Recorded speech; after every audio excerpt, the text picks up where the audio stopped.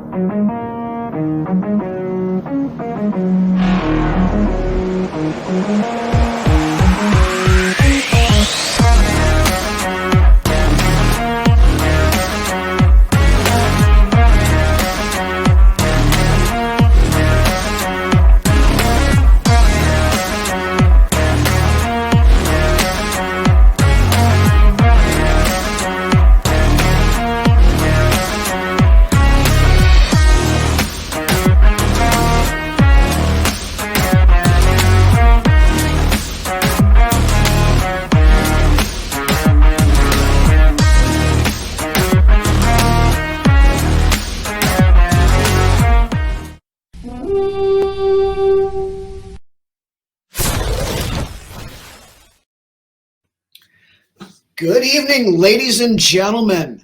Welcome to the centennial 100th episode of Vikings Uncensored. And since it is a special occasion and a milestone account, we're going to kind of do things a little differently tonight. We're going to kind of have a little bit of a free-for-all. And with that, we have invited our buddies Justin, Purple and Gold for Days, and Dave from Minnesota Sports Talk on the show tonight. I've been on with them a couple of different times, so wanted to return the favor and have those guys on. So Justin, Dave, how you guys doing tonight? Good. Happy to be here. I'm actually extremely jealous. Why is that? That intro just that intro was fire, dude. That was fire. As soon as I saw Scott Studwell, I was like, can't get better than that. I'm like, oh my God, it did. Oh my God, it did. Oh my God, it did. I'm pretty proud of that one. I put a lot of work into that. All those images on Randy Moss mooning. I'm like, dude, he hit them all. He hit them all. Damn it. So yeah, like I mentioned, we're gonna kind of take a departure from what's been our standard show format for the past 100 episodes, and kind of want to hit some of the hot button issues that are facing the team here as we are heading into the scouting combine, which started in earnest here on Thursday, goes throughout the weekend. Of course, the new league year starts in about 2 weeks here, so there's a lot of things that are going to be coming down the pipe. So kind of wanted to hit on some of that and get some expert opinions from our buddies here, Justin and Dave. So I'm looking around for the experts. Well, we couldn't find an expert, so I got you instead. So, yeah. You lowered your standard. Hey, we take what we can get. Well, don't sell yourself short, man, because you know what? We enjoy, at least I'll say for me, but I think I can say for both of us, we enjoy having you on under the lights a couple times. You filled in for me one time when I wasn't available, and you always join the chats with us. So don't sell yourself short because, you know, you guys got it going on. You know, when I just got started doing this on a solo basically the middle of October, so I'm not quite anywhere close to 100 episodes yet. So, you know, you're far more expert than what I got. I'll say it like that. And the reason why I got you, I reached out to you because you're beating me at my own game on Facebook. I'm like, damn, every time I post, there he is. And I'm like, does he own the entire Facebook? So yeah, I saw you. You're doing the same thing as me, man. I thought we'd hit it off. So that's why I asked you to come on my show. Yeah, and it's been a good pairing so far. I've enjoyed doing stuff with you guys. I know we haven't had Lance join the party, but since we brought you on our show, we get the whole crew here tonight. There you go. Yeah. There you go. So let's start off here with some of this hot button stuff. First off, we're going to leave probably the hottest button until later because that's probably a 2-minute conversation. We won't worry about that after that. But let's start with I don't want to bring it up yet because I don't want to. I want to keep people watching throughout the. Okay, all right, Bruno, you can say. It's CJ. It's Duke Shelley and CJ. Is that the polarizing? Bring back Duke Shelley. Is that the polarizing one? All right, exactly. Let's start with Minnesota's favorite son, Adam Thielen. 19 and change in a cap hit. I believe it's like a $12 million cap hit if we cut him or trade him before June 1st with a 6.5, I think, cap savings. Start off with you, Justin. What's your thoughts on the Thielen situation? There comes a point in time where you just have to understand that it just is what it is. And what it is, to quote the late, great Herb Brooks, the name on the front of the jersey is more important than the one on the back. That's going to be a theme here, I'm guessing, with a handful of players we're going to talk about tonight. But to start with the most difficult one for some, it's time to go. To me, I've thought about this long and hard. Like you said, basically a $20 million cap hit and a $6 million savings. So you have 13.5 dead. This, pre-June 1st, post-June 1st, I'm of the opinion that if you're going to make the cuts, just do it all pre-June 1st and get the dead cap hits out of the way instead of splitting some of the dead cap hit on the current year and then some more on the next year. I'm of the opinion you just take your lumps. But as far as Adam Thielen goes, to me, I just let him walk. And I know that some people are going to be like, no, it's Adam Thielen. At one point in time in this organization traded away Randy Moss. Okay? Now, that was, all due respect, rest in peace to the late Red McCombs. That was him being cheap because he was about to sell the team. Everybody loved Red McCombs, right? Red didn't want to pay Randy that $7 million roster bonus that he would have had to pay when he was about to sell the team. But the point I'm making is, if we can trade Randy Moss, we can say goodbye to Adam Thielen. And people say, well, what if he takes less money? If he took less money, I still wouldn't want him because his production just kind of is, whatever at this point. So to me, falling off the edge of a cliff. Say that again. It's basically falling off the edge of a cliff. It went from he's on his decline, basically. Yes. It's unfortunate. We don't want to say it, and we don't want to say goodbye to Adam. And 5 minutes after he retires, we'll have the Ring of Honor ceremony for him because he absolutely deserves that for what he has done in his career to this point for me. But somebody said, well, what if we can get Adam Thielen's number down to say 8 or 9 million? I'm like, 8 or 9 million for at best a wide receiver 3. Who's still got to have dead cap hit after that anyway? No, to me, I just cut the cord. But that's just me. Yeah. Dave, how about you? You know what? And it hasn't gotten sour yet. And if you're going to do it, right now is the perfect time to do it. Yeah. So I can agree with all that. I also always like to add some context or perspective, just because I have I did a video on Kendricks, same deal, but I'm like, well, let me look at Adam Thielen. Going into the 2021 season, his peers ranked him the 80th best player in the NFL. And when he got hurt, he had the most touchdowns of anybody in the league in the 2021 season. And then 2022, he's not good enough to play, not good enough to be a number 2 receiver. It's hard for me to believe, and this is the way I felt about the season. Now, again, the money's crazy.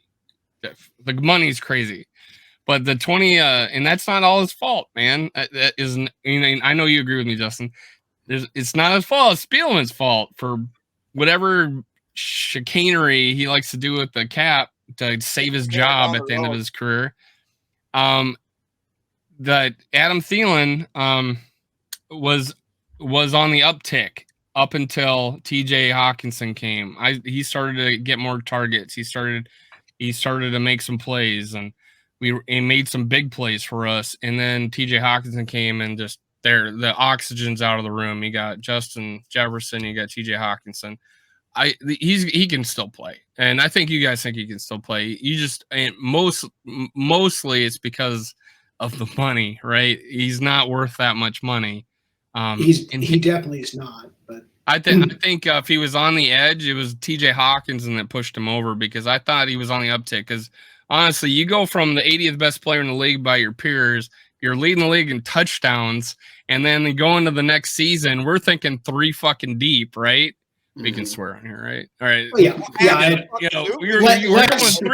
We're going 3 fucking deep. And I think Justin did the math for me, because I made this comment that our top 3 receivers had more yards than the top 3 receivers of the Vikings when it was 3 deep. because there's more passing in the league now.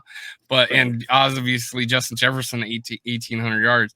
So I mean, I'm just looking at he can still play. So if for some reason they work something out, it's still going to suck, and he plays. I am curious, hopeful, excited for him to get his last freaking swan song.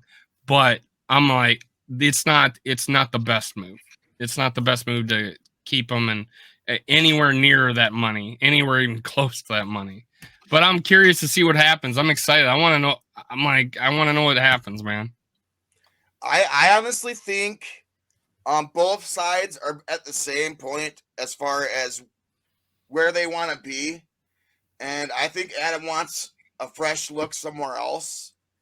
And I think the organization wants to allow some of these other guys to either step up to the plate or go out and find somebody that will. Happy birthday, Jalen Naylor. Hey, nice. Yeah, and you know what? I liked what I seen out of Naylor last year, speaking of which. I thought Naylor came in and he did a great job on every snap that he was given, more so than Rager. I like this guy. I was about to say, Bruno, you're putting a quarter in Dave right now. He's got a really big man crush on Naylor, but nice. You came in mop up duty. No, dude, man, all he did was catch first downs, man. The way that the dude catches and then makes a football move is fantastic because he's able to catch and spin on a dime, or make his move upfield pretty damn quick. He's quick dude. He dare say speedy. Yeah, well, that's his nickname, Speedy Naylor. Sure. He could be that secret deep threat that we've been looking for, but he wasn't given the opportunity until the end of the year this year. So, but anyways, as far as Thielen goes, I think before the milk starts to curdle, maybe it's a good idea to just let him go, and then like Justin said, the minute he steps out the door, he's gonna get into the Ring of Honor, somewhere at some point later on, and just keep that relationship between the organization and him at a decent, positive mark. I'm still pissed we wasted 3 years of his career. You know what? Well, there's no question about that. The thing that sucks is all these players that played for Zim and where Zim wasn't able to take us. It sucks seeing a lot of those guys go. Kendricks, Harrison Smith, Xavier Rhodes a few years back. How he kind of fell off the end of. Geez, talk about falling off a cliff. But he had one decent season with Indy, right? And then that was. But you know what? At the end of the day, Father Time catches up with everybody. Right. And then unless you're Tom fucking Brady. Well, there's that. Yeah. But to your point, Dave, you make it. You bring a good point up about his numbers starting. Can I record this part? Yes, here? I know. Right. All right. Cut this into a short. It'll be on our YouTube channel tomorrow night. All right. I got a clip coming. Yeah. I'm going to use that as my intro. Damn, make a good point. Oh, go ahead, man. Sorry. About TJ Hawkinson maybe cutting into his stuff. I guess. I did. I guess the question is TJ Hawkinson going to be back on this team next year? Or I fucking hope so, dude. Oh, I think he's a priority, right? Well, absolutely. We still sarcasm, boys. We still have him as our fifth year. Yeah. You know how long it's been since we've had a legit tight end that can make shit for real happen in the middle of the field? We got it in TJ Hawkinson. We need to keep that kid around because he hasn't hit his plateau yet. No. Right. I keep forgetting the guy back in the Culpepper days. What was his name? The tight end? Jermaine Wiggins. Different Andrew guy. Glover was pretty damn good Steve back Jordan. in the day, No, that's earlier. Culpepper days was Johnny McWilliams in 2000, and then Jermaine Wiggins. Wiggins. Jermaine Wiggins. I always forget his name, and it's not Jermaine Wiggins. I'm gonna look it up. I'll keep going.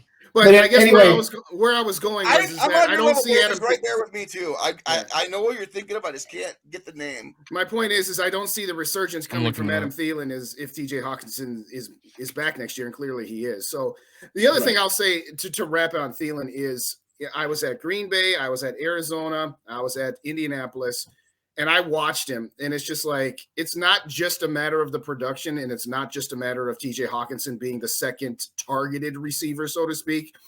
He doesn't have speed. He doesn't have separation. He doesn't have much of anything. I mean, part of it too is when you have that 30,000-foot view, and I was like, all right, where is Thielen? So I'm gonna watch him for a handful of plays on and he wasn't getting anything. It's just like if he wasn't Adam Thielen, they wouldn't have had him out there. But because he was Adam Thielen, they said, well, we got to keep Adam Thielen on here. So all I'm saying is, to me, I just don't think he has it anymore. I mean, I get your point, and it's a valid one, but just from what I saw, it's just like, nah, dude. And Justin, you're right. Yeah. Your Wiggins was right. I was thinking what I got him thinking was Brett Favre. Well, that's Shanko. And That was Shanko. Visante Shanko, yeah. Visante Shanko. And he has That's 79 Shank catches 2 years in a row, man. He was pretty good. 29, 30 years old. Yeah. Anyway. Where's KJ Osborne in all this? Where's KJ Osborne coming in all this? KJ's on the team. We're dealing with the guys that aren't. Or is he just a real solid number 3 guy? I think he's solid number 3, but yeah.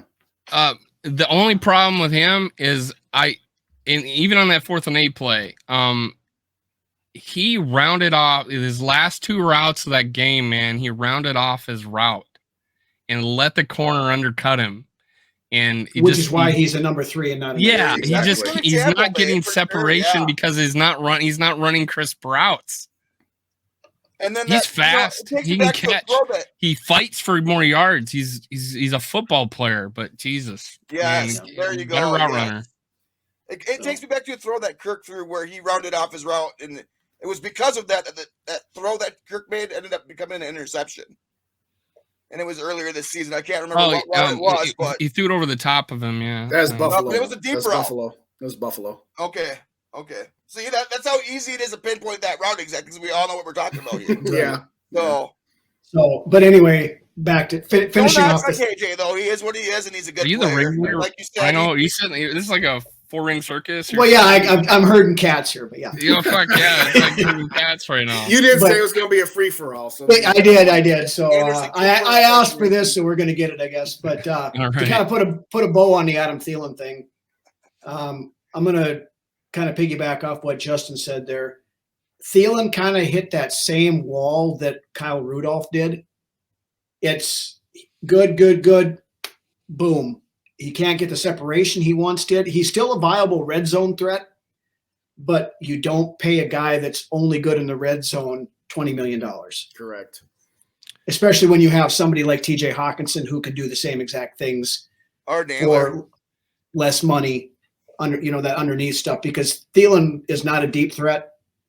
He used to have decent speed. He doesn't have that anymore. The separation's not there anymore. The hands are still there, but if you can't get the separation enough to get the hands up, you're not going to get a whole lot of targets thrown your way either. So, yeah. We were one of the least passing. We were struggling throwing the ball, I think, early in the season. I think KOC started to open, especially start Buffalo, right? Buffalo, we started really opening up.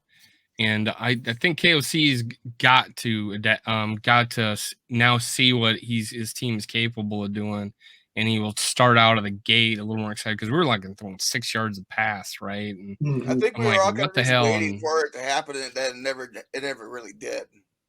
As far as like an explosion that we all imagined to begin with. Mm. We were just waiting for it to happen. I mean, we've seen some good explosive games on offense, but there's more there than what we've seen so far. Yeah, we got more. We haven't shown it yet. And I think, and honestly, a lot of us, just played, pass, chip the defensive ends, and he wasn't doing that, and we were getting smoked. And, I just think and then there was nobody to outlet to, and the screen passes were just uncreative. The screen game as a whole was fucking horrible. tight end screens. We threw another tight. If we threw another tight end screen, I was going to throw. Oh, we did in the second. We did in the second to last drive. We did a tight end screen, and it worked behind line of scrimmage, and then the second pass was behind line of scrimmage, and we're 3rd and 8, or whatever it was. That screen game didn't come alive until later on in the year, because early in the season it just was not there. Well, the tight end screen never did. Running back. Yeah, exactly. None of the tight end screens worked. No. Anyway, since you brought up running backs, let's move on to our next guy here. Dalvin. Yeah, Ty Chandler. Kene Nwangwu. But Dalvin Cook's agent this week has caused some stir on the social media channels. Posted up some stuff, basically ripping the Vikings play calling, showing Dalvin's stats. Don't disagree. And then say, just imagine if they knew how to call running plays. I'm not disagreeing, man. I'm not going to disagree on that part of it either. But when your agent starts putting that kind of stuff out there, I think the writing is pretty much on the wall that Might be, yeah. There's not a whole lot of options for Dalvin Cook to remain a Viking this year. But we'll go around the other way again here, Lance. What's your take on this one first? At this point, and with how the NFL is, at this point in time, you could go out and get somebody in the draft that can do what Dalvin has done. I mean, I don't know. I mean, we got Madison here, as well, as well as Chandler, and Madison's a free agent, though. What's that? Madison's a free agent, though. Right. I'm okay with letting Dalvin walk, basically. With the short answer, I'm okay with that. I believe that Chandler's a decent back. I believe you can go out and get somebody in the draft in the mid rounds. Speaking of which, I'd like to get some more of those mid round picks before the draft, and maybe by trading Dalvin, we could possibly do that. So I'm okay with moving forward without Dalvin Cook in this offensive system that KOC runs. Dave? Yeah, I was saying if we're going to misuse a running back, let's let that running back be really cheap, because I think, and we had Chuck Foreman on, right? Name drop. All right, but his big thing is that they need to use Dalvin Cook more in the passing game, and we saw he was successful when he was outside, right? He was successful when he was running outside. Was not successful running inside as much. And Alexander Madison is kind of like almost the best of both worlds there, and he can catch the ball, doesn't fall down when it gets thrown to him, right? So Dalvin Cook underperformed. I'm not gonna. He's 6th in rushing on the year. Justin Fields was ahead of him, but that he wasn't a running back. But well, Dalvin yeah, he Cook kind of was. But yeah. Well, yeah, but so he was going down a little bit easy, but I think he was still explosive. He made some people look really silly, but if it means, and this is where I thought that he now is back with the team, is because he's going to get that $2 million guaranteed, because he's not going to pass his physical, and he's got a $2 million injury. He waited till now to get his shoulder fixed when he could have did in years past and earlier times. He waited until he got this because his bonus was $2 million, and it gets to keep him gets him to make $2 million more dollars. And now he may get cut and go to any other team he wants rather than get traded. I just kind of shitty, but I know I would have did it for $2 million. I would probably did the same thing for $2 million. Yeah. But I'm a big on Ty Chandler. Kenny Nwangu surprised me with his catching ability. I didn't think he's just a runner now. I say if we're going to misuse a running back, let's make it the cheapest possible. Alexander Madison's dad, though, I got connected with him on one show, and he said Madison loves Minnesota, loves being here, loved that running back room. It was a brotherhood, just respect for Dalvin, because he was a leader and and took him under his wing, and he just loves that running back room, and I think it's true. No, I agree. I mean, the thing we talk about Kwesi and being the stock guy, and having to win on the margins, and the simple fact is, like you said, Dalvin Cook, he got what he was given. He, from the standpoint of that these advanced metrics about yardage, pass. Yeah, what do they guys John keeps saying? Yards over expected, or yards over expected, or whatever the heck else is less than that. Bottom line is, he's a luxury that if the rest of your team is in a better position to where you're not so strapped against the salary cap, maybe you find a way to make it work.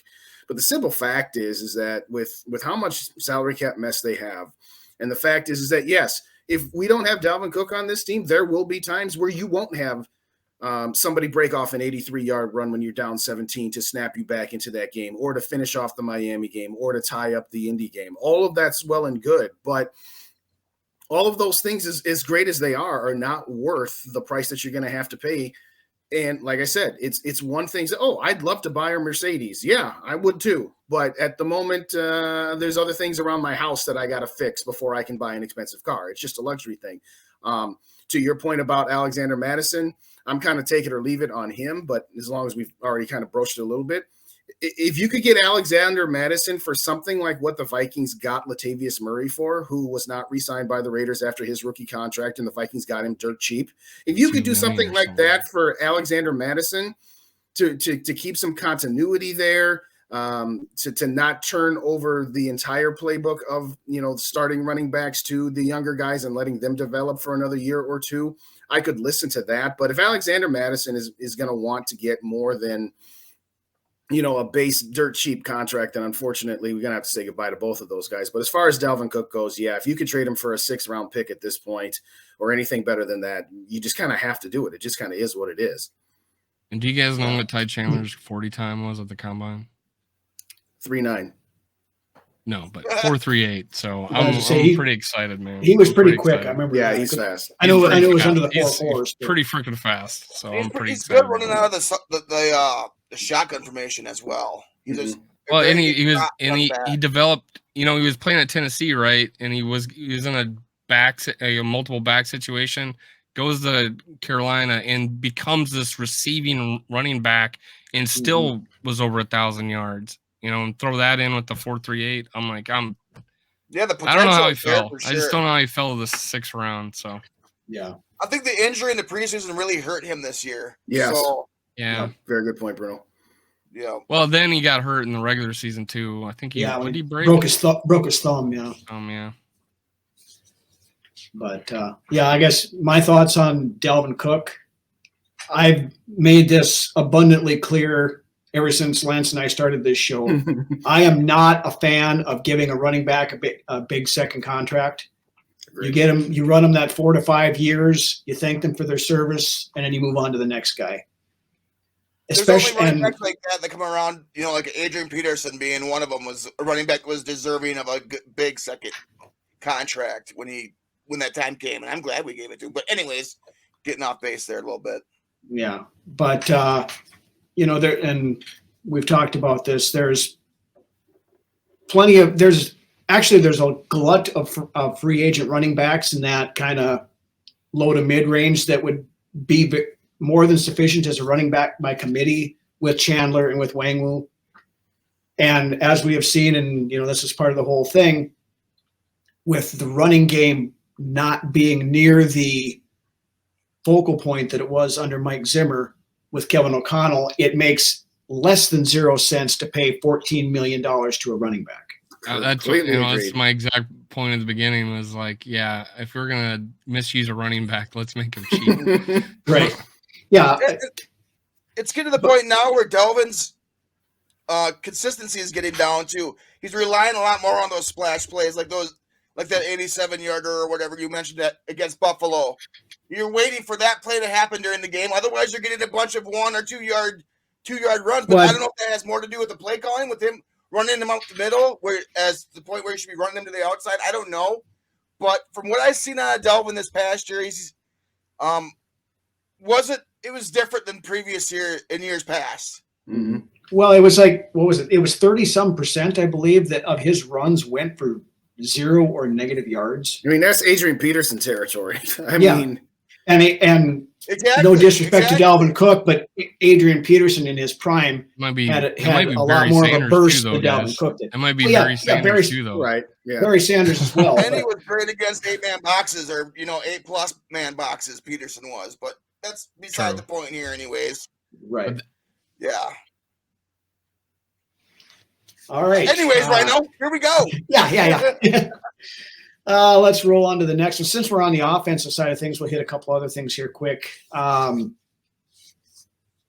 was on did his press conference down at the scouting combine on Tuesday, I believe it was. Might have been Wednesday, whichever day it was. And they had asked him about Justin Jefferson and the contract extension kind of stuff. I mean, Kwesi basically came straight out and he did say, Mm-hmm. I don't want to be the general manager of the Vikings if Justin Jefferson's not on this team. So for the crowd that has been out there the past few days about we need to trade Justin Jefferson, this, and everything else just to get A, shut up, you're a moron. B, when your general manager says that he doesn't want to be the GM if this guy is not on your team, you just threw any leverage the team had against Jefferson out the window, which we didn't have much to begin with. Right. And it's, again, like we've talked about before, when they sit down for those negotiations, they put a pen and a piece of paper on the table and they slide it over to Jefferson and say, write down a number. Mm-hmm. Blank check. You're right there about Kwesi like throwing all his cards on the table. He'll say something like that, and then he says something about Kirk Cousins that I don't know if he'll ever be around another passer like that again. And you may wait for that shit till after after they sign the dotted line, man. Like, come on, Kwesi has not mastered the art of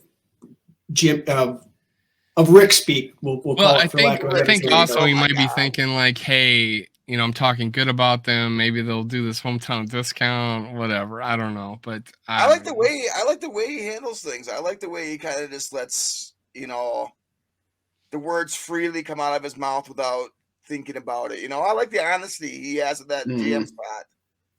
Yeah, he's the antithesis. We said this on Tuesday. He is the antithesis of Rick Spielman, where Rick Spielman could find a way to talk for 10 minutes straight and say about absolutely nothing. About the car salesman, dude. The car salesman. We always called him the used car salesman. But. Yeah. Now, Kwesi needs to find a little bit of a balance between where he's at and where Rick was to say, okay, you don't need to completely – here, let's play poker, and I'll just show you – I'll play blind man's bluff while you guys play Texas Hold'em, okay? You don't need to show all of your cards. But at the same time, at the very least, it was very refreshing to at least hear some honesty to say, all right. I mean – there was really no other way to go about the Justin Jefferson way than what he did. Because if he had gone the Rick Spielman route, we would have looked at him and said, you're lying through your teeth. Stop insulting our intelligence. You know that you're going to hand Jefferson that piece of paper and a pen and say, write down whatever it is you want and try not to take too much so that we can still keep the team built around you, but take whatever you want. Okay. So yeah, he needs to reel in. So he needs to have a little bit more of a poker face, just a touch. I'm going to give Spielman some credit. He's under the microscope as well. I'm going to give Spielman some credit with like his scouting and stuff and the combine and everything. After he met Harrison Smith at the combine, he never talked to him again. It'd be guys at the Senior Bowl. I didn't know the Vikings wanted me because they saw me they talked me in the Senior Bowl and I never saw him again. It's like they knew who they wanted and because the players talk. And if you ever saw that interview with Mahomes about how he told the Chiefs, like, hey, these guys are talking to me. You might want to, to come get me or whatever. So, I mean, these players freaking talk. So, yeah. So, if he could do a little bit of that or a little bit of Rick Spielman there, that'd be great. Because Spielman did that, and I give him credit for that. Yeah. Well, too bad Spielman didn't talk to Ponder a little bit more so that maybe he could have figured out. There's that. Like I said, sorry, I couldn't help myself. We fall back on the guy that got fired. We hired a guy to come in here and find us a franchise quarterback, and the guy that we hired to do that got fired in Miami because he couldn't find a franchise quarterback. Yeah, there's that. Yeah. But so I mean, Jefferson, we're all on the agreement, give him a piece of paper and tell him just not to bend us over too hard when he does it. And pretty much. Okay. Defensive side of things, we got a couple of guys. Dalvin Tomlinson, whose contract was supposed to have voided at the beginning of this week. They came out and said that they had mutually agreed to move that void date out to the start of the league year, which he was due a $7.5 million dead cap hit. So this opens it up. I think there's significant interest on both sides to bring him back. What's your thoughts on that there, Justin? For the right price, definitely bring him back. you have to be careful as to when, in a business sense, you're throwing good money after bad or trying to recover sunk costs. And sometimes you don't want to accept something as a sunk cost. And so you try to tell yourself, no, I can still get value out of this. And Dalvin Tomlinson, he's a solid guy. Okay, he's not one of those whole, like Deron Payne, for example. We could get that. We're not going to get that guy. But for just using him as an example, he's not a Deron Payne. He's not a Warren Sapp or John Randall or the Lawrence guy from the Giants, who we all know a little too well. But if he could be brought back, I mean, like you said, the Vikings are going to get charged $7.5 million for Dalvin Tomlinson one way or the other. So if you could get him back and structure him to like a 2 or 3 year deal where you could figure out a way to, maybe his cap hit this year, if he comes back, is only 9 or 10 million. Well, then it's only really 2.5 more than what it would have been. And then you can push the other 5 out with those void years, as you said. I like Dalvin Tomlinson. I'll encourage people, look back at the first half of the season when Zadarius Smith was healthy, when Danielle Hunter was, the few times he actually had his head in the grass, and Dalvin Tomlinson were there. And then now think about when Zadarius wasn't healthy and when Dalvin Tomlinson was out of the lineup. We needed anything to get within 5 yards of a quarterback. Okay, we were all screaming, Ed, hey, maybe throw a blitz in there once in a while. So I think Dalvin Tomlinson is a solid player that I wouldn't mind having back, but I'm not breaking the bank to get him. And as you said, you don't go through all of this rigmarole of pushing the void date back if you don't have mutual interest on both sides. Dalvin Tomlinson got the guarantee that he could not be franchise tagged, so he did get a little something out of this as well, because if he hadn't done this, he would have already been a free agent and could be talking with anybody else, so he gave that up. I like Dalvin Tomlinson, wouldn't mind having him back. I'm just not breaking the bank to get him here, so hopefully they can find something that works for both sides. Dave? The Flores answered the question like, is a 3-4 or 4-3, and he asked, who are we playing? Is the only reason I think this guy will still be on the team, and that's because he's not a 3-4 defensive end. He's not getting after the quarterback. I think he's a 4-3 defensive tackle.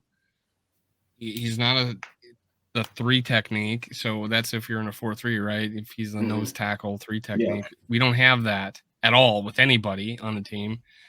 So, I mean, I think that's the fact that he's shown versatility is a really good, nice thing that keeps me thinking, oh, that's a good idea that we kept him. I was more like, let the veteran like that go. That's going to go sign for big money somewhere. And let's get that compensation pick, because I want a young quarterback in 2024.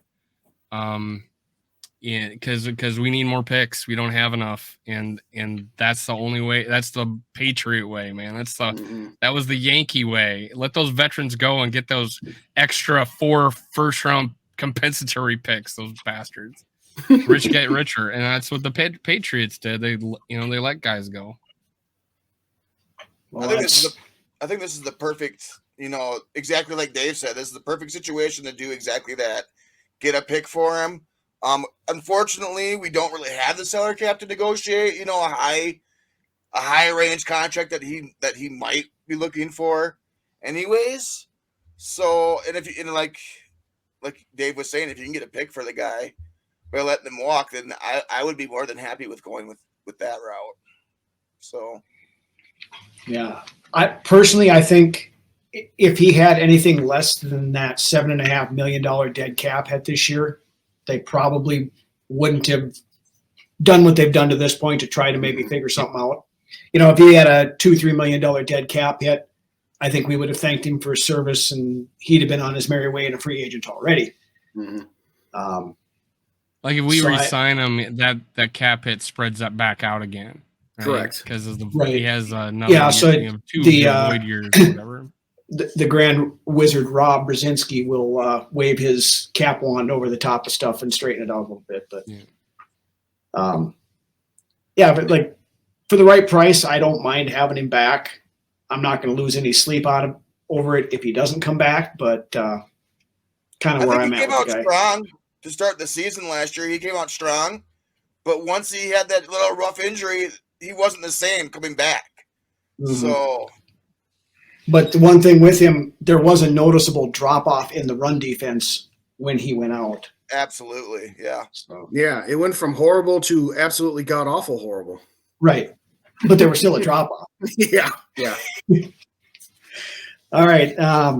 On to the next guy here. We got a couple more, then we'll hit the big one at the end here. Eric Kendricks.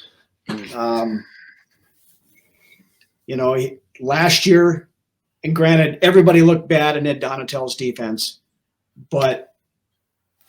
and I know Lance and I talked about this time last year when we found out we were going to a 3-4 and everything else, that we weren't sure that Eric Kendricks was going to be a fit.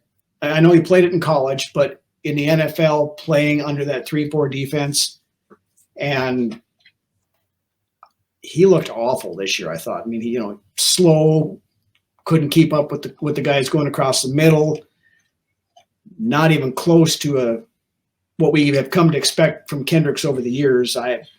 My personal thought is he's a prime candidate to say thank you, and we'll see you around. But what do you think, Justin?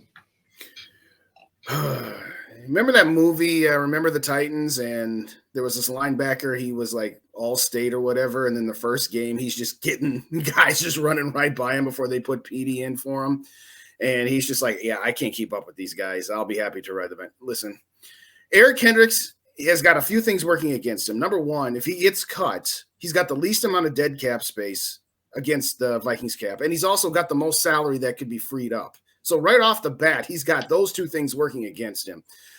Before Flores was hired, I said there's about a 5% chance of him coming back. I put it now at about 20 to 25% because I could see Flores saying, you know what, I might still be able to get something out of it. Now, if that is the case and Flores does stump for him, he's still got to come back at a reduced salary before I'm even considering it. Because one thing that was pointed out that up until last year, Anthony Barr was the one on defense who wore the quote-unquote quarterback headset getting the coordinator calls. And this year, Eric Kendricks was. So in addition to him losing some of his speed and, skills eroding, he also had some additional responsibilities that he didn't have before. So it wasn't just him worrying about where he had to be. He had to worry where everybody else was going to be. Putting all of that together, kind of like what you just said, excuse me, about Dalvin Tomlinson. If he could come back at a lower price and if Flores thinks he can get something out of him, great. But if not, I'm not losing any sleep over him. We'll see at your Ring of Honor ceremony. Obviously, like the $12 million or 11's 4 or something, whatever is. Just short of 12. Yeah. And he's like, cutting him's $2 million. That seems like just the easiest choice, right? Yeah. It seems like the easiest choice. Well, I'm going to talk about things that aren't so easy. Like this guy going into the 2020 season was ranked 83rd best player in the league. Follows it up 21. Peers ranked him 70th best player in the league. Halfway through the season, PPF put him as All-Pro in 2021. Halfway through the season, All-Pro, he gets hurt. He doesn't, he misses a few games at the end of the season. Has the most tackles in the history of his career, like 143. He had like 120 this last year. That team, sorry, y'all choked up. Getting a little bit of a clipped over there. I'm fighting to cough, man. I came home with a sinus infection from London and it just lingered. But geez, man, that defense was so god awful, and I agree with the whole green dot thing. That there's probably a reason why Zimmer never gave the middle linebacker the green dot and gave it to the outside linebacker. And there was just so many times where I saw two guys crossing in front of him, and he has to cover one of them.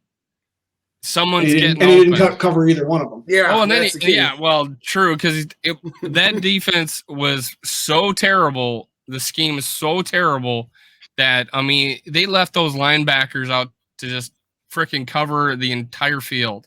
And I just think because of his track record prior to 2022, he was actually peaking in his career, according to the rest of the NFL, like his peers.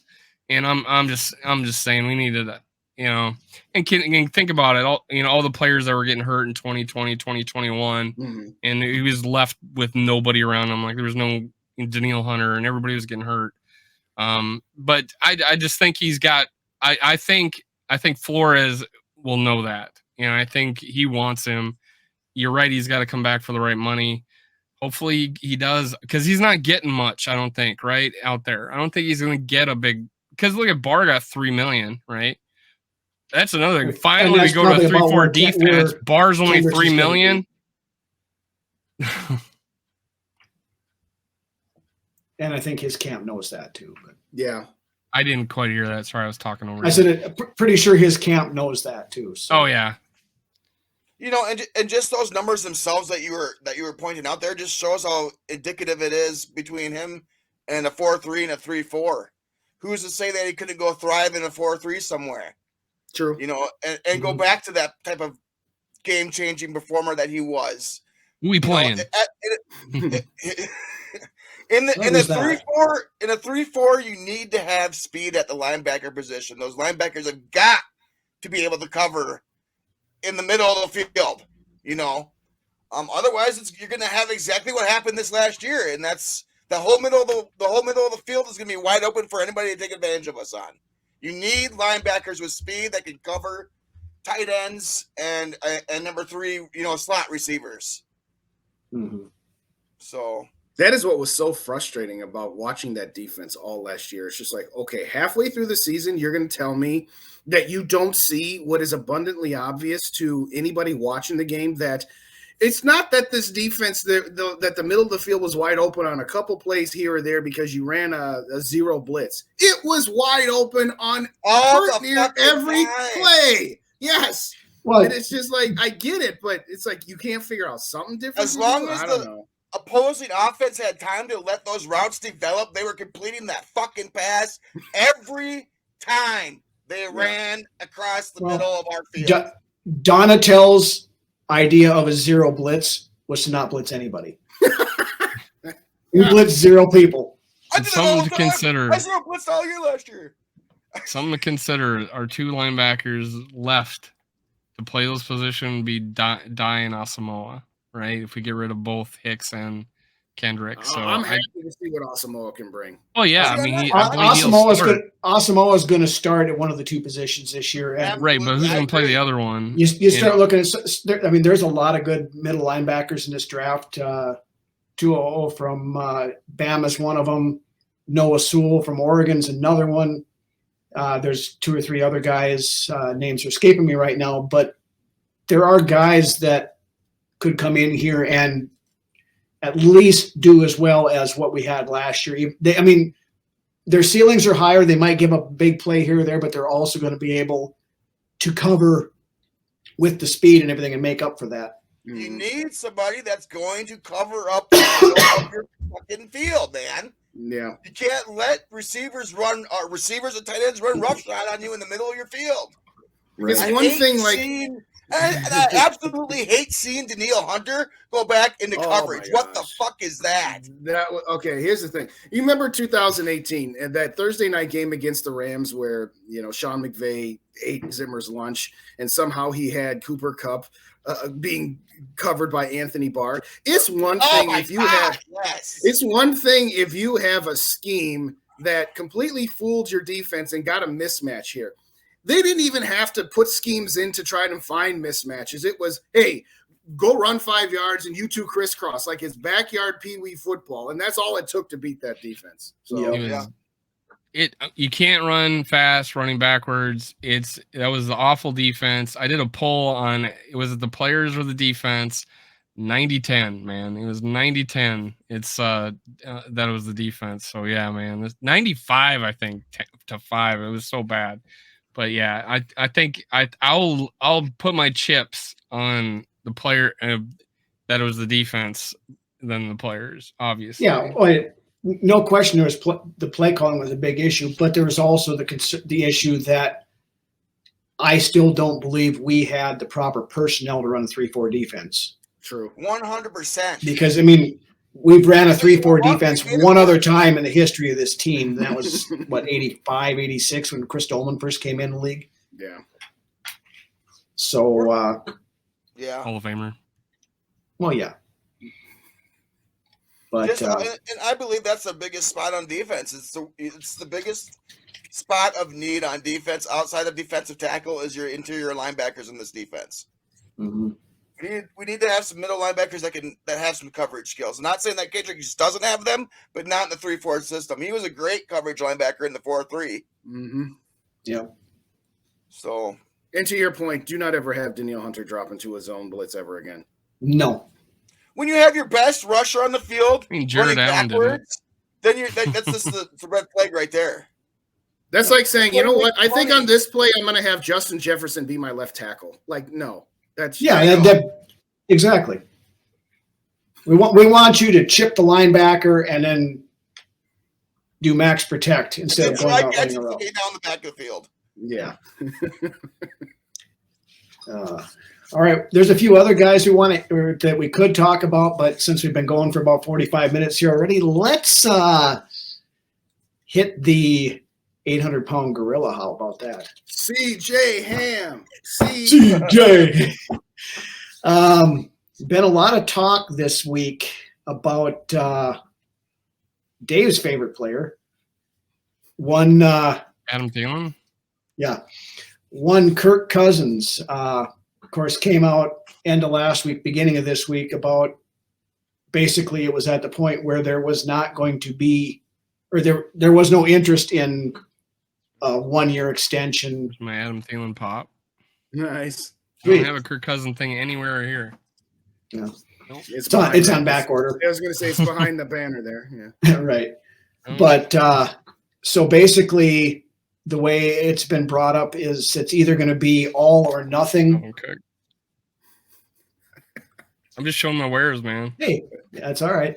With Cousins seems to be wanting like a 3 to 4 year extension, so he gets that one last big contract to push it out to basically the end of his career. Whereas, and again, in Kwesi's press conference at the Combine this week, he was talking about, quarterbacks meeting that threshold. And he said, Kirk definitely meets that threshold. And then, of course, you see guys like Rick Sosa, Joe Spinoza, and those guys on social media running with that. And Kwesi is out there holding up the banner that we're going to sign Kirk and he's going to play until he's 50 with the Vikings and this, that, and everything else. I don't believe they said 50. Yeah, you said 70, but yeah, apparently I believe he's. I've been told I've been saying he should play till he's 70, even though I've said like 2 years. Right, but what everybody's out there for not mentioning is the last part of what Kwesi said is that how long can he be at that threshold? Is it that is a big question and all of that stuff. To me.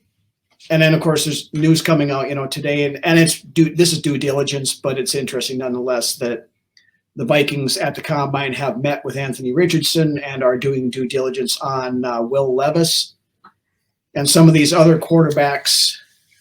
And just, I guess, for me, the vibe I'm starting to get, and no, this is not just because I think we should move on from Kirk, but the vibe I am getting is there is enough of a divide between what the team wants to be able to do and is able to do with the freedom and what Kirk wants, to where I think it's getting to be a very real possibility that they let Kirk play out his final year and then we bid adieu to him. Kirk gets one final ride in the purple and gold. I believe so. And I think he gets this one last year. I would love to go out and get Anthony Richardson and let him sit a year and season behind Kirk Cousins. That's my opinion. And that would be ideal in my eyes, to do that. Let Kirk go out and have his last ride, let his team believe in him and all that, and the fans, and we all know what's coming. This is his last year. Let him play it out, and then next year, you unleash whatever guy it is that you have waiting in the wings. So, will that happen? Probably not, but I would like to see it that way. Okay, Dave, since you're the card-carrying Kirkistani of the group here, we'll let you we'll let you say your piece here next, I guess. One of maybe two that thought he had a really good season. In fact, elite this year. I might be the only one who said that. But I agree with you there, actually. Yeah, he had a very good year. I'm not arguing that point. You don't have to be an all-time great to have an elite season, because Culpepper's not an elite, right? But he had an all-time great. He's not all-time great, but he had an elite season. Put him on Madden football. So you can have that happen. And actually, and some people said it was less of a statistical year than the year before. So you might want to say he had 2 pretty damn good seasons. But this one was pretty outstanding. Any just looking outside, looking in without any bias or unbiased. There's no one that can really say that he didn't have a great season. And some might say that great season needs to have a playoff victory. But everybody thought he played good. He was the highest PFF grade that first week of of any quarterback that first week of the playoffs, and he lost. So what else you got to frickin' do, right? So Palacero is eating his words right now, because he was completely speculating. Turns out I wasted 2 hours of my life talking about it on a show, but Palacero says it was complete speculation, that it doesn't look like it'd be 1 year. It was only his opinion, and everybody ran with it. That Kirk camp leaked out that they won't accept a 1 year extension, and they're only looking long term. In fact, other people took it the other way too, saying it was the Vikings that didn't want to do a 1 year extension. And he stood out in 2 different interviews that I've said and said my video was misconstrued, and he started talking about why he thought that. So this whole up in arms, I'm not going to pay that son of a bitch $40-50 million. I'm not going to do that.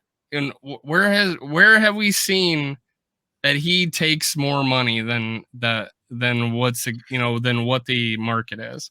So now, as far as I could see him playing 1 year, why? Because he told other guys that had been interviewed, he says, yeah, Kirk Cousins came up to me and said, don't be afraid to play on that 1 year contract, because he did it twice, right? Don't be afraid to bet on yourself. And I could see him doing that. I could see him playing 1 year. I don't, Anthony, right? Richardson? Yeah. Amazing physical talent, 53% completion percentage. He does not start this year. He doesn't start next year. That's my worry. I think he was a 2025, sit behind a good quarterback, learn the game, learn to be a good thrower in the pocket. Those pockets he threw from, when you see his highlights, there's nobody within 5 yards of him. It's going to be different, but he's an outstanding athlete. He would excite the hell out of me. I'd be like buying his rookie cards, right? And hoping that he ends up being good, and not like Josh Freeman. But so yeah, I think it could go anyway. My hope was that we had extended for 1 year and had him 2 years while we developed a young guy. And I don't think we have enough picks in this draft to go up there. And as far as interviewing quarterbacks, they interviewed Malik Willis last year. Yeah, they interview everybody. Yeah. They interviewed Malik Willis and didn't draft him in the third round. It's due diligence, but yeah. I heard they interviewed Bruno too. They did. Yeah. Yeah. There you go. I so far I only heard that they did him, and then they liked Will Levis. Like there's interest in maybe meeting with Will Levis. He said KOC is a big Levis fan, the way I heard. I am too, man. Oh yeah, I'm not going to argue that. Jamie wasn't, was he? Was it Jamie who wasn't? Yeah. I forget which one of the two. You know me. I do what my mom and my dad did with me and my brother, which is to call us by the opposite name. So I couldn't begin to remember which one of them said that. Was it Jamie Casey? I forget. I can't remember. I think it was Jamie. Yeah. He was more talkative. As far as I'll start with Richardson. If he's there at 23, you take him. He's not going to be there at 23. None of the quarterbacks are going to be there at 23. So the question you have to ask yourself is, would the Vikings trade up? And that's a two-part question. Would they and should they?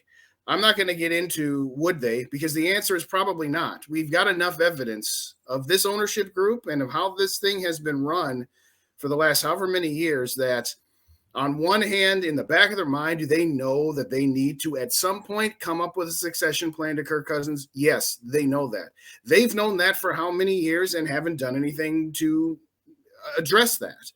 They're going to say to themselves, we went 13-4 last year and our defense was trash. So we don't need to be thinking about getting our next quarterback. We need to think about how we can improve this team and get back into the playoffs and continue to push for a Super Bowl. So to me, as far as Kirk Cousins goes, my opinion is I would let him play this season out and then go from there. If Kirk Cousins somehow magically surprised the middle of the road doubters, so to speak, to the, well, we like him, just don't love him. You know, he's a good quarterback, but I don't think he can lead us to a Super Bowl. And he leads us to the NFC Championship game. And next year you want to sign him to a 2-year deal and it costs you more money than it would have cost you to re-sign him on an extension this year. I will be happy with that. And I'm not saying I'd be happy with it from the standpoint of that's what I'd want, but if he pulled it off to get us to the NC Championship game, I'll pay the extra premium to keep him here if that's the decision they want to go. But as far as I'm concerned, I don't want to see any type of extension with him done at this point. Right. Well, and I certainly don't want to see a long-term one done. The dude is 35 years old right now. You know, today as we speak. 34. His 35 by the time the season starts. Long-term contract extension days. Those big-time long-term extension days should be about done for him. I mean, the next contract he gets should be maybe 3 years, and that should be at max, in my opinion, with Kirk Cousins. Which is the longest contract he's ever signed outside of his rookie contract, right? 3 years. True. Yeah. And for, you know, like I mentioned before we went on air, fortunate with Kirk that it took him this long to become the lead on our team as well. You know, I don't think Kirk has had a coach that is. And you're starting to break up there, Lance. I'm off. The Kirk Gremlins got to him. Yep. Oh, there you go. Right? No shit, right? They're keeping me off. He comes back in with an NS. Okay. Bruno, can you hear us or no? Jeez, man. I feel like I'm out here. Drop off and drop back on again real quick, Lance. Yeah, there you go. I can hear you guys, but no, you're froze up. Jump off and then jump back on again like you did before. Well, I guess I'll just wrap it by saying this. I can live with playing out this year. It's not the choice I would make, but I can live with it. And I'm okay with that. To your point, Rhino, yes, Kirk Cousins' mindset should be, hey, I just came off the best season of my career in by most respects. I just led a team to a division title with 13 wins. Pay me. He has every right to say, no, I want to get paid here. This is my last opportunity. This is when my leverage is going to be the highest. I don't begrudge him that. No, I don't either. I would begrudge the Vikings if they said, okay, well, we got to keep Kirk Cousins because, you know, and we got to give him $50 million a year. I'm not saying that's what he will or will not be asking for. We don't know.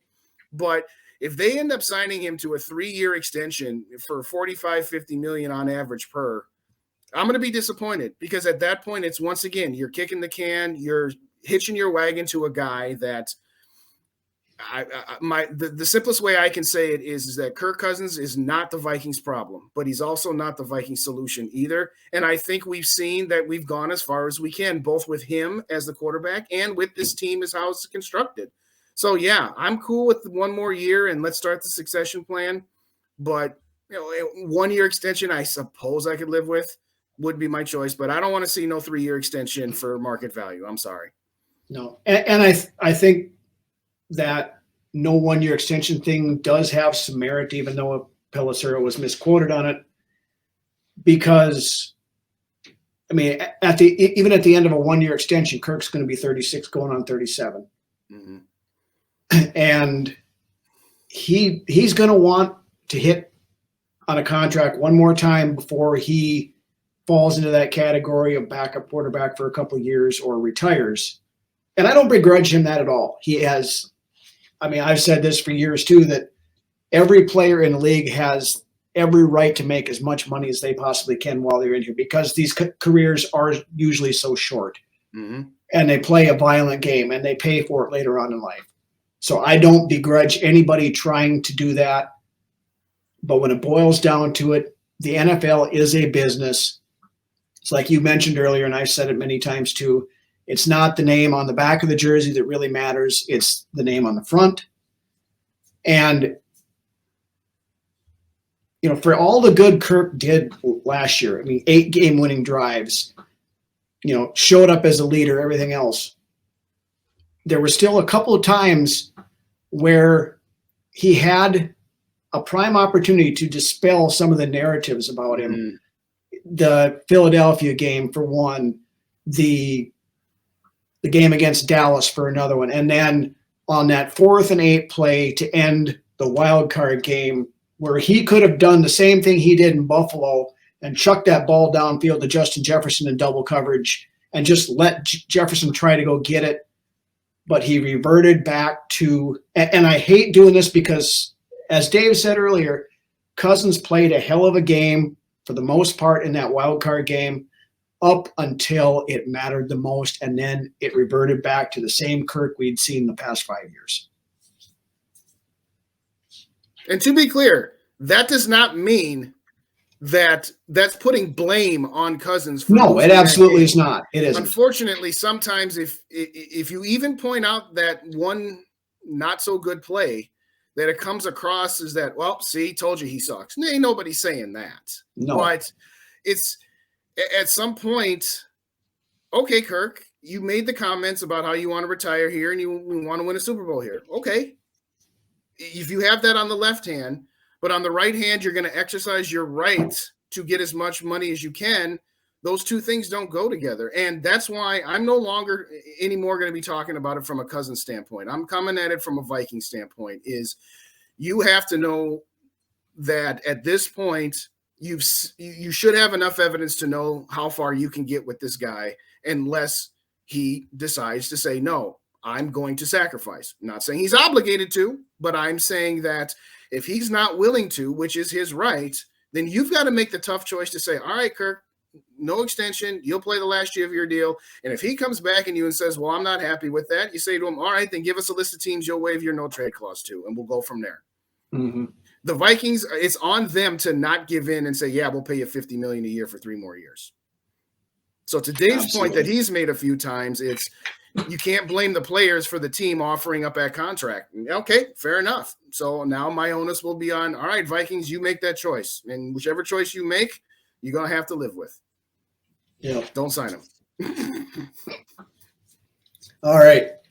Well, we've been going for about an hour here, so I think we're going to try to put a bow on it here for this evening. Let's go around the horn here. Dave, final thoughts. So this idea that Kwesi and KOC will get taken, you know, if like they're making the wrong decision, if they decide to sign them for even one more year, it does. I mean, me sitting behind this, you know, microphone that played football up until he was 18 and never saw a field again, except with a couple flags wrapped around me. I cannot. They see it. I see it, others see it, you guys saw it for a year, that if they make the decisions because they think it gives them the best chance to win, and if they don't, I will say that, hey, they're probably deciding to go with another direction, try something different, and I'm gonna get excited about that too. So I'm gonna get excited either way.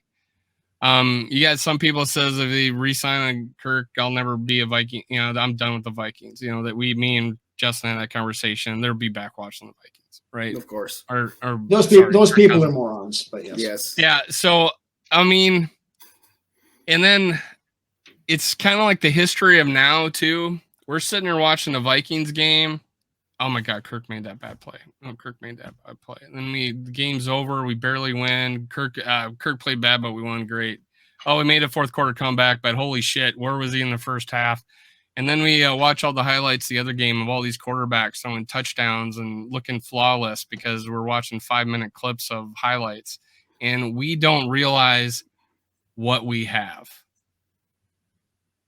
I heard today again that Kirk's stats were down this year, when in actuality it's relative to the rest of the league. He's never been better stat-wise, touchdowns and throwing and fourth quarter comebacks.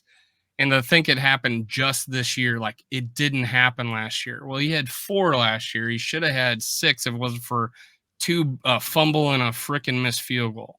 So he should have had 6 last year. It started last year. It really did. And our defense was historically bad. Like 482nd out of 482nd, there was a stat of giving up points in the last 2 minutes of the half on both halves. That's historically bad. And then we come back and do this defense, which again was historically bad. They just were a little bit better in the fourth quarter. So God, man, if I could see him, and again, well, what about 2018's defense? Well, I was a critic of him in 2018. I was a critic of him in 2019 because he couldn't bring us back. And then I saw him do it. 3 in 2021, 4, 20, and 4 should have been 6 in 2022. And then this year tied an NFL record. I saw the improvement. I got excited again. And I'm like, and I saw this year, I'm like, holy shit, man. I mean, what is going on? He's he's leading us, his team's rallying around him. We get ranked the number 1 team in the NFL Players Association. Basically, we're the number 1 destination for free agents, according to their guidebook. And it puts in their player makeup, team makeup. It's all voted in there. So I am not down on this team at all. I think we're in a great opportunity got a defensive coach that is going to be aggressive. And he's in the things he says, like, which team we playing? That's my defense. Which team are we playing? I'm freaking music to my ears.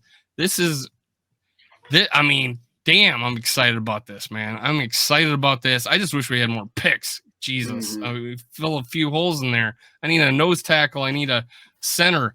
Like he says, Kirk Cousins is not the problem. I can tell you what the solution is: get a better freaking middle of the line on both sides, and and fill in some gaps. And we got the solution. I think we got If you look at it, who are the 5 best players on this team? If you're saying Cousins is not one of them, then I don't know what team you're watching. So, I mean, that's my final point. That's my final point. Okay. Justin?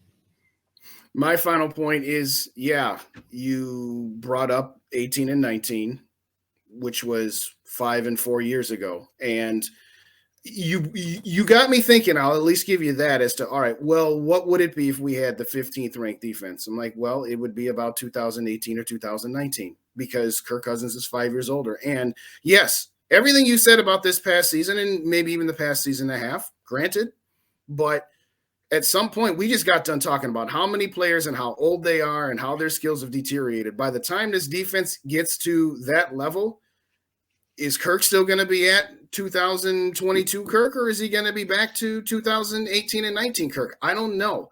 I'm also looking at it from the standpoint as I've seen this dance with this organization as a whole. And so part of where I come from isn't just about Cousins. It's about the Vikings organization as a whole, where we are very rarely bad. We don't hardly ever train wreck. We might have 13 and 3, 3 and 13, well, now 3 and 14 season every once in a while, just like we might have an NFC championship game once in a while. But by and large, we're always stuck in the middle, which gets back to my stance is I think that Kirk is train wreck proof.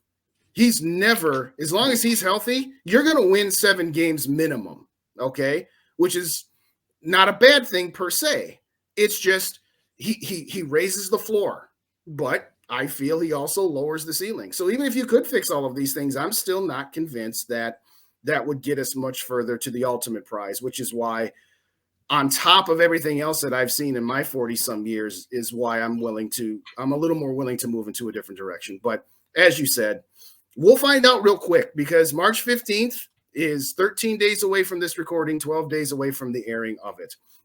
March 15th, the new league year starts. That's when all those roster bonuses are due. So if you're going to convert roster bonuses into signing bonuses, or if you're going to cut players, it's coming up here real quick. So it's going to be a fun next couple of weeks, even just to get out of the combine and just get up to the start of the league new year, because a lot of stuff's coming to head. So this situation is not going to be like Aaron Rodgers where it's going to drag out into the summer. It's going to be dealt with in the next 2 weeks. It's as simple as that. Yeah. Oh, final thought. Thanks, Bruno. Oh, we appreciate you. A little asterisk on 2019. What's that? It was one of Kirk Cousins' 3 Pro Bowl seasons with us. Just an FYI. Okay. The Pro Bowl. I mean, we saw Tyler Huntley make the Pro Bowl this year, and he threw 2 touchdowns and 3 interceptions. So, yeah, Teddy Bridgewater made a Pro Bowl too, and we all want to talk about him. So, I mean, I'm just Pro Bowl does nothing for me. No. Anyway, Lance, why don't you give us your thoughts, and then I'll finish it up here. Well, let's hope my internet connection, holds out here for my final thoughts. I'm okay. Right. I've been in and out for the last 15 minutes of you guys that I watched and haven't seen. So, anyways, I'm okay with riding with Kirk for the last dance with Kirk Cousins this next year. Let him ride off into whatever sunset it might be after Minnesota days are done. I think a lot of us were on the fence last year when Kwesi came here and what they did and went out and restructured Kirk, or extended Kirk. I was like, what the fuck are you doing? What are you doing? You're hitching up. You're thinking of this guy for X amount of years. Then Kirk came this next year, and he became the Kirk Cousins I wanted. Right? 2018, 2017? He came in 18. 2018. 18, yeah. Case Keenum in the NFC Championship that year. Yep. I got the Kirk Cousins I wanted back in 2018, this past year. But you know what? Kirk Cousins is 35 years old. And he's not getting any younger. So far, it's been great. The dude does not miss games. So, I mean, there's that, but like I said, he's getting up there in age. He still produces, and it's just unfortunate that it took this long for him to land a spot on a team that actually believes in him and supports him 100%. I mean, you can't tell me that that there's been a coaching staff that he's had in the past that support him like this coaching staff does right now, authentically. So let Kirk ride out his last year, professional-wise. Let him do his thing, and then let the dude go after the year and leave on good terms, just like with Thielen. And then go out and find. You know what? I want to find our fucking guy. I'm so sick and tired of playing with everybody else's has-beens, man, all the time.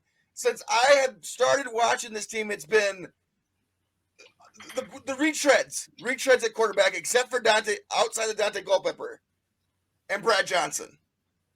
So, I mean, I want to go out and find our guy. I want to go out and find our own Brett Favre, our own Aaron Rodgers, our own Tom Brady, that we can all rally behind and be proud of. So, here's at least for the first 5 years, then we'll start arguing over him like we always do. Right. I guess my final thought on the whole Kirk thing, does Kirk get a shit ton of criticism? Yeah, he does. Is all of it warranted? Absolutely not. There are certain factions of this fan base that are going to hate Kirk Cousins no matter what he does. There's also a certain segment of the fan base that is going to make excuses for Kirk Cousins no matter what he does. But as a wise man once said, with great power comes great responsibility. And Kirk Cousins, as the quarterback of this team and somebody who has the highest cap hit of this team, is supposed to be the leader. Exactly. Has to be, the buck is going to stop with the quarterback. It's not just the Vikings. You watch other teams who have quarterbacks that are in Dallas, and Dak Prescott is a prime example. You have a good quarterback that can, to a point, elevate the team, but he needs supporting cast. And we've heard this about Kirk for 5 years. Oh, well, we got to fix the offensive line. Then he'll be fine. Oh, we've got to get him a defense. Then he'll be fine. We got to do that. But then you turn around, you look at, for example, Kansas City. Patrick Mahomes took wide receivers that they got out of the $5 DVD bin at Walmart. And Patrick Mahomes still did Patrick Mahomes things and made that offense every bit as lethal as it was when Tyreek Hill was there. Elite players elevate everybody else around them. Good players play up to their surroundings. They don't elevate it beyond that. It becomes a guy like Alex Smith. I loved Alex Smith. He was a very good quarterback. His numbers were always great. But Kansas City realized that they were never going to make the Super Bowl with Alex Smith. The Minnesota Vikings need to take a long look in the mirror because we are sitting at the very same crossroads that Kansas City was 5 years ago or 6 years ago, whatever it was, when they decided that they were not going to get where they wanted to go with Alex Smith and they drafted Patrick Mahomes. Bingo. Now, with the quarterbacks this year, whether it be Richardson, whether it be Will Levis, whether it be Bryce Young, CJ Stroud, whoever up in the beginning, we aren't going to get one of those guys unless the team decides that they're going to make that choice and take that risk to try to be great and package up future picks and whatever else you need to do in order to go get your guy. We did a breakdown on that shit, man. We did a quarterback breakdown here a couple weeks ago. The Vikings have never in their history gone up and got that guy. Exactly. They've taken a quarterback 4 times in the first round, and every time that happened, the guy fell to them. They didn't move up to go get him. They didn't. And I know, Justin, you've said this many times. We've all talked about it. The Wilfs and right now the way this team is constructed, they are so scared of being bad that they don't want to take the risk to be great. And until this team changes that mindset, we're going to be talking about this the same way year after year, no matter who the quarterback is, no matter who the wide receivers are, no matter who anybody is. It's been the same song and dance since the 70s that we have to accept the risk of being bad for a year or two in order for the opportunity to be great. Chase greatness. Yep. And hopefully KOC and Kwesi are not fired in that amount of time. Can I bring up a little tidbit? Yeah. So Alex Smith was with Kansas City for 5 years. Kirk Cousins with the Vikings for 5 years. Scoring touchdowns is pretty important, right, for quarterback? Yeah. There's a over 50 touchdown gap. I don't think we're in the same situation as Kansas City, other than what you perceive as the record. I don't think talent-wise we're in the same situation as KC. But I am full on board with getting a replacement. I think Brunswick, I don't think you're saying get rid of Kirk and don't have an answer, right? And I know Rhino, you want to go up and get a guy. What picks do we have to go up and get a guy? That's my worry about this year. Future picks. That's what I'm worried about. You don't have to give up all of 2023 draft in order to go get a quarterback. 2020, I give him every single pick. So my thing is Kirk for 2 years, and hopefully we get the guy in 2024 because there are some guys there. And that's me, and that's what I'm thinking. None of us don't want a succession plan, right? We all want a succession plan that has not enveloped yet, right? So, but you're prolonging the inevitable because with the team the way it's constructed, we're going to be about the same spot we are again next year. Drafting in the 20s, we're still going to have to package up picks to go up to get our quarterback of the future, whether it's this year, whether it's next year. And my hope there is if we do, like, we're going to be bad for a couple of years, is that Kwesi, KOC, Darrisaw, Justin Jefferson are all going to hang on with us. I don't think we can. I just don't think it'll happen. Someone's going to be let go. Someone's going to want to leave. someone's going to get fired in that two bad years. I don't believe in this whole rebuilding philosophy. When I was growing up, none of those words were ever thrown around. You went out and you played every season like you wanted to fucking win a Super Bowl. You know what? You don't just throw your eggs. That's how the players think. You know, you go out and you want to win a Super Bowl every single fucking year, regardless of who is playing quarterback. I don't build into the whole rebuilding thing, and that if you rebuild, you're going to be shitty regardless of what happens. I like the whole, and I like the wording too, as well that Questa used, competitive rebuild. I can believe in that. But as far as just rebuilding and throwing it all to the side and just, playing like shit, every single year you play to win the fucking trophy. I mean, this is what it is. But to your point, Dave, about, well, I just fully agreed with that. I want to win every year, and I think absolutely. Kirk Cousins. Yeah, absolutely. Kirk Cousins this year gives us the best chance to win this year. Oh yeah. To combo platter some of the points that were made. You just made the same argument that's been made for how many years, and I alluded to it earlier. Well, if we keep the status quo and we renegotiate as many players as we can, and we sign a couple guys here, and Flores makes the defense respectable, and we compete for the division, and maybe we get to the wild card round and lose, or the division round and lose, what are you going to say next year? Well, we got to the divisional round this year, so we're on an upward trajectory. This is not the time to spend all this draft capital to go up and get somebody. My issue at this point is this draft capital? Yes, because we'll be in the 20s again. All 5 of them? No, I'm talking about next year. I'm saying next year the mindset will be the same, which is this is not the year to do it. It's always next year's a better year. It's a better quarterback class. Next year we'll have more draft picks.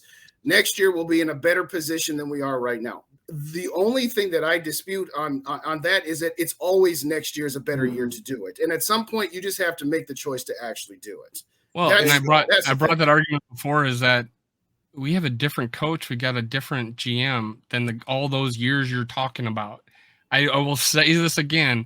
They came in with a mandate. They executed on that, obviously. And now it's like, where are we going to go with it? And it's like, we need a new quarterback in 2 years. Which is back to Ryan's point. They came in with a mandate is we're going to try and be competitive. And if we get to the playoffs, we'll let the chips fall where they may be. You're right, Dave. It's easy for us to say in front of these microphones. I won't talk anymore, Rhino. I will let the show end. It's easy for us as content creators to be like, okay, well, this is the direction. But to Bruno's point he just made, the players aren't going to be like, yeah, if we take a year off so that we can better position ourselves for runs in 24 and 25, yeah, that's not their mentality. These are professional fucking guys. This is what they do for a living. All I'm saying is that there's anybody in the locker room that's like, you know what, let's take a year off and we'll play next year. Fuck that. I don't want that guy. Exactly. No, I'm with you on that. I'm just saying that at free some agents point, are not going to come. At some point, you have to make the choice to say we got to get out of this cycle where we're a good team, but we're never bad enough to draft high enough without giving up the farm as far as picks, and we're never good enough to win a Super Bowl. That's a good big picture. Look at it right there. That's the way I look at it. It's like, to your point about the Kansas City Chiefs, they were risking a team that for 5 straight years had gone to the playoffs. Twice they had gone to the divisional round of the playoffs. They have a Hall of Fame coach. They have a Hall of Fame offensive-minded genius. I'm getting there. That showed us what he could freaking do in that Super Bowl with a quarterback only threw 188 yards. All I'm saying is that what are the Vikings are wide open at the end zone? The Vikings are risking being a team that's probably going to be a first round out. They're not risking as much as Kansas City. Yes, they had other advantages. Absolutely, they had other advantages. But point is that it's okay to risk. It's okay to risk once in a while, and they never do. Yeah. Hopefully, they will someday. Hopefully. All right. We're going to wrap it here because we've been going for about an hour and a half. So I kind of figured this was going to happen, but that's why we wanted to have you guys on here. Like we said, 100th episode. We wanted to have a big show, and I thank you guys for coming on. Glad to have you on. We've been wanting to do more collaboration with you guys, and hopefully we can keep doing this going forward. To everybody out there watching, again, thank you for joining us. 100 episodes, no signs of slowing down. We're going to get bigger. We're going to get better. We got stuff coming down the pipe. Looking for some possible format changes coming up. So stay tuned to us for that. Lance and I'll talk about that. But you guys going to switch sides? Yeah, probably do that. Screen format change.